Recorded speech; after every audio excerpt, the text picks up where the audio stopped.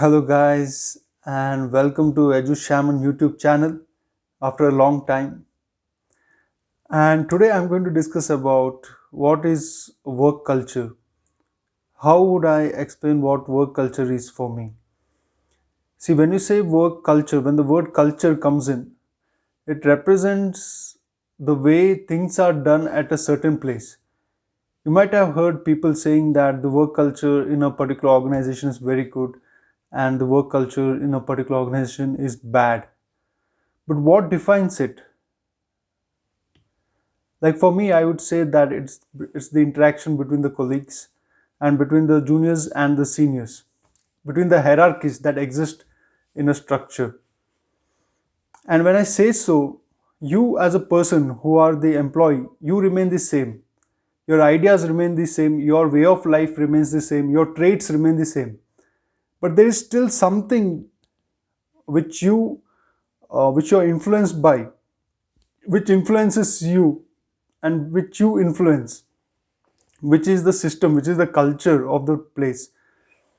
um, Say there is a workplace where your boss treats you badly and nobody talks back to your boss, or nobody is assertive in a way that what you nobody tells him that you're not supposed to speak this way, this is not well mannered, this is not professional. And say you have seniors who have worked in that place for say 20 years or 25 years, and they do not and they just bend before their bosses, they just bow. Basically, people have a very slavish mentality. Especially in India, people are like, they don't seem to respect themselves at all. So this concept of hierarchy, of one being superior to another, is like really strong in our country. It's like, if you're at a post at a higher level than me in hierarchy, then I would definitely bend down to you, bow down to you. And say that all of most of the people in your organization do that. Like 99 out of 100 people do that. And then if you stand for yourself, if you say that no boss, you're not supposed to speak to me this way, because this is not the right way to do it, right way to interact with me as a person, then you become the exception. The work culture kicks in and kicks you out of the system. You do not fit in, and then the work culture becomes bad because these misbehaving with people is acceptable in that organization, in that atmosphere. So this kind of rude behavior and people not valuing themselves, or believing that you need to bow down to people who are above you in hierarchy, is the norm of the place. It is the work culture then.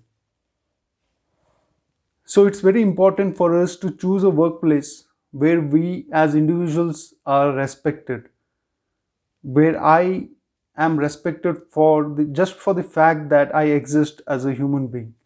That is number one. I may be a cleaner in that place, I may be washing toilets, I may be a janitor, I may be a typist guy, I may be an officer, I may be the president of India. It really doesn't matter.